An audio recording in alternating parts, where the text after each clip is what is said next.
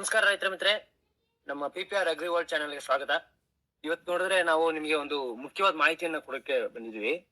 ಏನಂತಂದ್ರೆ ಈಗ ನಾವು ಕಳೆದ ತಿಂಗಳು ನಾವು GKVK ಕೃಷಿ ಮೇಳದಲ್ಲಿ ನಮ್ ಸ್ಟಾಲ್ ಹಾಕಿದ್ವಿ. ಅವಾಗ ಅಲ್ಲಿ ನಾವು ನಮ್ಮ ಬೋನ್ ಮಿಲ್ ಅಂದ್ರೆ ಮೂಳೆ ಪುಡಿಯನ್ನ ಪ್ರದರ್ಶನಕ್ಕೆ ಇಟ್ಟಿದ್ವಿ. ಅಲ್ಲಿಂದ ಅದನ್ನ ನೋಡಿದ್ಮೇಲೆ ಬಹಳಷ್ಟು ಜನ ರೈತರು ಅದ್ರ ಬಗ್ಗೆ ಮಾಹಿತಿಗಳನ್ನ ಕೇಳ್ತಾ ಇದಾರೆ. ಬಹಳಷ್ಟು ಡೌಟ್ಸ್ ಇದೆ ನಿಮ್ಗೆ. ಸೊ ಅದ್ರ ಬಗ್ಗೆ ಕ್ಲಾರಿಫೈ ಮಾಡೋಣ ಅಂತ ಹೇಳಿ ಈ ವಿಡಿಯೋನ ಮಾಡ್ತಾ ಇದ್ವಿ. ಸೊ ಈಗ ಮೊದಲಿಗೆ ಏನಪ್ಪಾ ಅಂದ್ರೆ ಬೋನ್ ಮಿಲ್ ಅಂದ್ರೆ ಏನು?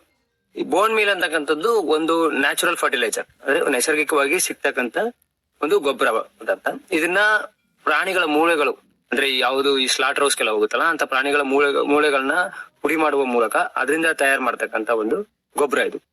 ಏನಂತಂದ್ರೆ ನ್ಯಾಚುರಲ್ ಗೊಬ್ಬರ ಆಗಿರ್ತಕ್ಕಂಥದ್ರಿಂದ ಈಗ ಬಹಳಷ್ಟು ಜನ ಈಗ ಆರ್ಗ್ಯಾನಿಕ್ ಫಾರ್ಮಿಂಗ್ ಮಾಡ್ತಾ ಇರ್ತಾರೆ. ಅಂತವ್ರಿಗೆ ಏನಾಗುತ್ತೆ, ಕ್ಯಾಲ್ಸಿಯಂ ಪ್ರಾಬ್ಲಮ್ ಬರುತ್ತೆ, ಕ್ಯಾಲ್ಸಿಯಂ ಫಾಸ್ಫರಸ್ ಸಪ್ಲಿಮೆಂಟ್ ಪ್ರಾಬ್ಲಮ್ ಬರುತ್ತೆ. ಈ ಬೇರೆ ಏನೋ ಯೂಸ್ ಮಾಡ್ತೀವಿ, ರಾಕ್ ಫಾಸ್ಫೇಟ್ ಇವೆಲ್ಲ ಸ್ವಲ್ಪ ಸ್ಲೋ ರಿಲೀಸ್ ಫಾರ್ಮ್ ಕಡಿಮೆ, ಅಂದ್ರೆ ಲಾಂಗ್ ಟರ್ಮ್ ಕೆಲಸ ಮಾಡಲ್ಲ.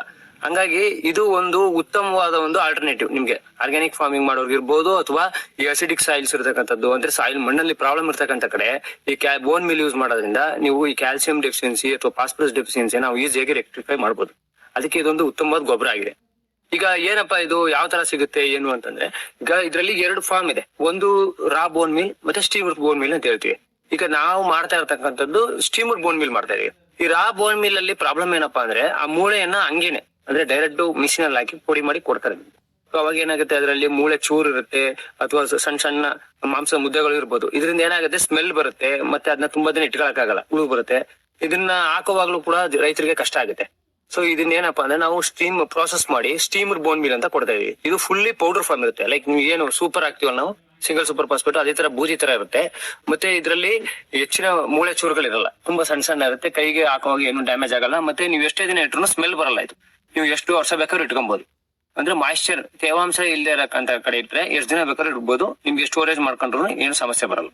ಈಗ ಇದ್ರ ಉಪಯೋಗ ಏನಪ್ಪಾ ಮಣ್ಣು ಕೊಡೋದ್ರಿಂದ ನೀವು ಕೇಳ್ಬೋದು. ಈಗ ನಾವು ಇದು ಕೊಡೋದ್ರಿಂದ ಏನಪ್ಪಾ ಉಪಯೋಗ? ಮೊದಲನೇ ಉಪಯೋಗ ಬಂದ್ಬಿಟ್ಟು ನಾವ್ ಹೇಳ್ದಂಗೆ ಕ್ಯಾಲ್ಸಿಯಂ. ಮೂಳೆ ಅಂದ್ರೆ ಎಲ್ರಿಗೂ ಗೊತ್ತು, ಮೂಳೆಯಲ್ಲಿ ಮೇನ್ ಆಗಿರ್ತಕ್ಕಂಥದ್ದೇ ಕ್ಯಾಲ್ಸಿಯಂ. ಸೊ ಇದು ಫಸ್ಟ್ ಭೂಮಿಗೆ ಕ್ಯಾಲ್ಸಿಯಂ ಅಂಶವನ್ನ ಕೊಡುತ್ತೆ. ಅಂದ್ರೆ ಗಿಡಗಳಿಗೆ ಬೇಕಾದಂತ ಕ್ಯಾಲ್ಸಿಯಂ ಅಂಶವನ್ನ ಗಿಡಗಳು ತಗೊಳ್ತಕ್ಕಂಥ ರೂಪದಲ್ಲಿ ಒದಗಿಸುತ್ತೆ. ಎರಡನೇದು ಇದರಲ್ಲಿ ಫಾಸ್ಫರಸ್ ಕೂಡ ಸಿಗುತ್ತೆ. ಅದಲ್ದೇನೆ ಕೆಲವು ವಿಟಮಿನ್ಸ್ ಮತ್ತೆ ಎಂಜೈಮ್ಸ್ ನ ಇದು ರಿಲೀಸ್ ಮಾಡುತ್ತೆ. ಈ ವಿಟಮಿನ್ಸ್ ಎಂಜೈಮ್ ರಿಲೀಸ್ ಮಾಡ್ತಕ್ಕಂಥದ್ದು ಏನಿದೆ, ಇದು ಮಣ್ಣಲ್ಲಿರ್ತಕ್ಕಂಥ ಸೂಕ್ಷ್ಮಾಣು ಜೀವಿಗಳ ಬೆಳವಣಿಗೆಗೆ ಬಹಳ ಮುಖ್ಯವಾದದ್ದು. ಸೊ ಇದನ್ನ ನೀವು ಹಾಕೋದ್ರಿಂದ ಮಣ್ಣಲ್ಲಿ ಸೂಕ್ಷ್ಮಾಣು ಜೀವಿಗಳ ಸಂಖ್ಯೆ ಹೆಚ್ಚಿಗೆ ಆಗುತ್ತೆ, ಮತ್ತೆ ಮಣ್ಣಿನ ಫಲವತ್ತತೆ ಕೂಡ ಹೆಚ್ಚಾಗುತ್ತೆ. ಮತ್ತೆ ಇನ್ನೂ ಕೆಲವು ಸ್ಟಡೀಸ್ ಪ್ರಕಾರ ಏನಂದ್ರೆ, ಈ ಕೆಲವು ಎಲ್ಲಿ ಆಮ್ಲೀಯ ಸಾಯಿಲ್ ಬಂದ್ರೆ ಅಸಿಡಿಕ್ ಇರ್ಬೋದು ಸಾಯಿಲ್, ಅಥವಾ pH ವೇರಿಯೇಷನ್ ಇರ್ತಕ್ಕಂಥ ನೀವು ಇದನ್ನ ಯೂಸ್ ಮಾಡಿದ್ರೆ ಆ pH ನ ಕೂಡ ಸ್ಟೆಬಿಲೈಸ್ ಮಾಡಿ ಪ್ಲಾಂಟ್ಸ್ ಗೆ ಬೇಕಾದಂತ ನ್ಯೂಟ್ರಿಯೆಂಟ್ಸ್ ನ ಕೊಡ್ತಕ್ಕಂಥ ಕೆಲಸನೂ ಮಾಡುತ್ತೆ. ಮತ್ತೆ ಇನ್ನೂ ಬಹುಮುಖ್ಯವಾಗಿ ಏನಂತಂದ್ರೆ, ಇದು ಪೌಡರ್ ಫಾರ್ಮ್ ಅಲ್ಲಿ ಇರ್ತಕ್ಕಂಥದ್ರಿಂದ ಮಣ್ಣಲ್ಲಿ ರಂಧ್ರಗಳನ್ನ ಉಂಟು ಮಾಡುತ್ತೆ. ಅಂದ್ರೆ ಸಾಯಿಲ್ ನ ಪೋರಸ್ ಮಾಡುತ್ತೆ. ನಿಮ್ಗೆ ಕೊಡ್ತಕ್ಕಂಥ ನೀರು ಈಸಿಯಾಗಿ, ನೀರು ಗೊಬ್ಬರ ಏನಿದೆ ಅದು ಈಸಿಯಾಗಿ ಕೆಳಗಡೆ ಹರಿದು ಹೋಗೋದಕ್ಕೆ ಮತ್ತೆ ಗಾಳಿ ಆಡೋದಕ್ಕೆ ಹೆಲ್ಪ್ ಮಾಡುತ್ತೆ. ಅದಲ್ದೇನೆ ಇದು ವಾಟರ್ ಹೋಲ್ಡಿಂಗ್ ಕೆಪಾಸಿಟಿ ಕೂಡ ಇದೆ. ಅಂದ್ರೆ ತನ್ನ ವೆಯ್ಟ್ ಏನಿದೆ ಅದ್ರ ಬೇಸಿಸ್ ಮೇಲೆ ನೀರ್ನ ಅಬ್ಸರ್ವ್ ಮಾಡಿ ಇಟ್ಕೊಂಡು ಗಿಡಗಳಿಗೆ ಬಿಸಿಲು ಅಥವಾ ಡ್ರೈ ಇರೋ ಟೈಮಲ್ಲಿ ನೀರ್ನ ಒದಗಿಸ್ತಕ್ಕಂಥ ಕೆಲಸನ ಕೂಡ ಮಾಡುತ್ತೆ. ಮತ್ತೆ ಮಣ್ಣನ್ನ ಲೂಸ್ ಮಾಡುತ್ತೆ. ಸೊ ಇದು ಬರೀ ಮಣ್ಣಿಗೆ ಅಲ್ಲ, ಮಣ್ಣಿನ ಗುಣಮಟ್ಟವನ್ನ ಚೇಂಜ್ ಮಾಡುತ್ತೆ, ನಮ್ಮ ಬೆಳೆ ಇಳುವರಿಯನ್ನ ಹೆಚ್ಚಿಸುತ್ತೆ, ಮತ್ತೆ ಬರ್ತಕ್ಕಂಥ ಕ್ವಾಲಿಟಿ, ಫ್ರೂಟ್ ಕ್ವಾಲಿಟಿ. ಈಗ ನೀವು ಟೊಮೊಟೊ ಇರ್ಬೋದು, ಈ ಟೊಮೊಟೊದಲ್ಲಿ ಬಹಳ ಜನ ನೋಡಿರ್ತೀರಿ ಈ ಕೆಳಗಡೆ ಕಪ್ಪಾಗ್ತಕ್ಕಂಥದ್ದು, ಕಾಯಿಗಳು ಉದುರ್ತಕ್ಕಂಥದ್ದು, ಇದನ್ನು ಸಹ ಕಂಟ್ರೋಲ್ ಮಾಡುತ್ತೆ. ಇದು ಅಲ್ದೇನೆ ನಿಮ್ಗೆ ಹೆಚ್ಚಿನ ಸಂಖ್ಯೆಯಲ್ಲಿ ಹೂ ಬಿಡೋದಕ್ಕೆ ಮತ್ತೆ ಹೂ ಉದುರದೇ ಇರೋದಕ್ಕೆ. ಈಗ ವಾತಾವರಣ ಬದಲಾದಾಗ, ಈಗ ಸಡನ್ ಆಗಿ ಮೋಡ ಹಾಕೊಂಡಾಗ ಅಥವಾ ಹೆಚ್ಚಿನ ಗಾಳಿಯಲ್ಲಿ ತೇವಾಂಶ ಜಾಸ್ತಿ ಆದಾಗ, ಗಾಳಿ ಜಾಸ್ತಿ ಆದಾಗ ಹೂ ಉದುರ್ತಕ್ಕಂಥ ಸಮಸ್ಯೆಗಳು ಜಾಸ್ತಿ ಬರ್ತವೆ. ಇದನ್ನು ಸಹ ಈ ಬೋನ್ ಮಿಲ್ ಯೂಸ್ ಮಾಡೋದ್ರೆ ನಾವು ಕಂಟ್ರೋಲ್ ಮಾಡಬಹುದು. ಓಕೆ, ಈಗ ಇದರಲ್ಲಿ ಯಾವ ರೀತಿ ಪ್ರಮಾಣ ಯೂಸ್ ಮಾಡ್ಬೇಕು ಅಂತ ಬಂದಾಗ, ನೀವು ಈಗ ಭತ್ತ ಅಥವಾ ಜೋಳ ಇಂತ ಅಂದ್ರೆ ಚಿಕ್ಕ ಚಿಕ್ಕ ಬೆಳೆಗಳಿಗೆ ಯೂಸ್ ಮಾಡುವಾಗ ನೀವು 50 ಒಂದು ಬ್ಯಾಗ್ ಯೂಸ್ ಮಾಡಿದ್ರೆ ಸಾಕು ಏಕರಿಗೆ. ಅದೇ ರೀತಿಯಾಗಿ ನೀವು ತರಕಾರಿ ಬೆಳೆಗಳು ಅಂದ್ರೆ 3 ತಿಂಗಳು ಇದೆ, 6 ತಿಂಗಳು ಇದೆ. ಸೊ ಆ ತರದಲ್ಲಿ ಏನಾಗುತ್ತೆ, ನಿಮ್ಗೆ 100 ರಿಂದ 150 ಕೆಜಿ ಅಂದ್ರೆ ಒಂದು 50 ಕೆಜಿ ಬ್ಯಾಗ್ ಬರುತ್ತೆ ಇದು. ಸೊ ನೀವು 3 ಬ್ಯಾಗ್ ಯೂಸ್ ಮಾಡಿದ್ರೆ ಬಹಳ ಉತ್ತಮ. ಅದೇ ರೀತಿ ಬಹುವಾರ್ಷಿಕ ಬೆಳೆಗಳಿಗೆ ನೀವು 200 ರಿಂದ 250 ಕೆಜಿ ಇದನ್ನ 2 ಭಾಗವಾಗಿ ನೀವು ಕೊಟ್ಕೋಬಹುದು. ಅಂದ್ರೆ ನಾಟಿ ಹಂತದಲ್ಲೇ ಕೊಡ್ಬೋದು ಪೂರ್ತಿ, ಇಲ್ಲ ನಾಟಿ ಹಂತದಲ್ಲಿ ಒಂದ್ಸರಿ ಮತ್ತೆ ಮಣ್ಣು ಕೊಡುವಾಗ ಒಂದ್ಸರಿ ನೀವು ಕೊಟ್ಕೊಂಡ್ರೆ ಆ ಬೆಳೆಗಳಲ್ಲಿ ಬರ್ತಕ್ಕಂಥ ಕ್ಯಾಲ್ಸಿಯಂ ಕೊರತೆಯನ್ನು ನೀಗಿಸುತ್ತೆ, ಮತ್ತೆ ಮಣ್ಣಿನ ಫಲವತ್ತತೆಯನ್ನು ಹೆಚ್ಚುತ್ತೆ. ಇದು ಒಂದು ಉತ್ತಮವಾದಂತಹ ಒಂದು ಆರ್ಗ್ಯಾನಿಕ್ ಫರ್ಟಿಲೈಸರ್ ಆಗಿದೆ.